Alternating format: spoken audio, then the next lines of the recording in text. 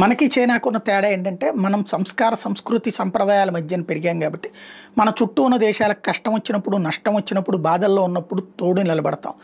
అది వరదలు వచ్చినా లేకపోతే భూకంపాలు వచ్చినా పేదరికపు ఇబ్బందులు వచ్చినా ఆదుకుంటుంటాం. అట్లాగే అక్కడ ఉన్నటువంటి మౌలిక సదుపాయ కల్పన ప్రాజెక్టులకి సాయం చేయడం లేకపోతే మనమే కట్టించవడం చేస్తుంటాం. శ్రీలంకకు కానీ బంగ్లాదేశ్కి కానీ నేపాల్కి కానీ భూటానికి కానీ ఇట్లాంటి చోట్ల అనేక భవనాలు అట్లా కట్టించాం, స్కూల్ కట్టించి ఇచ్చాం, అట్లాగే పార్లమెంట్ భవనాలు కట్టించి ఇచ్చాం, అనేకం చేసుకొచ్చాం. ఇప్పుడు ఇదంతా ఎందుకు చెప్పాల్సి వస్తుందంటే అట్లాంటి చైనా ధోరణి అట్లా ఉండదు. తను మన నుంచి దూరం చేసేటటువంటి ప్రయత్నం ఈ దేశాన్ని చేసింది. కానీ వాళ్ళకి ఏమైనా సాయం చేసిందంటే వాళ్ళని అప్పులు ఊబిలోకి లాగి తను లాభపడాలనే పరిస్థితిలో చూసింది.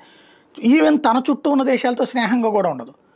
తన చుట్టూ ఉన్న దేశాలతో ఎప్పుడు శత్రుత్వం, జపాన్తో శత్రుత్వం పెట్టుకుంటుంది, మారిషస్తో శత్రుత్వం పెట్టుకుంటుంది, మనతో శత్రుత్వం పెట్టుకుంటుంది. ఇప్పుడు మారిషస్ వచ్చి మొన్ననే మారిషస్ ప్రధానమంత్రి భారత ప్రధానమంత్రితో కలవడం, దాంతోపాటుగా మారిషస్లో భారతదేశానికి సంబంధించినటువంటి ఒక వ్యవస్థ ఏర్పాటుకి ఓకే చేశారు. అక్కడ శాటిలైట్ ట్రాకింగ్ స్టేషన్ మారిషస్లో భారతదేశం పెట్టబోతోంది. అక్కడ తద్వారా సముద్రంలోని కదలికల్ని మన వ్యవస్థలు పరిశోధిస్తాయి.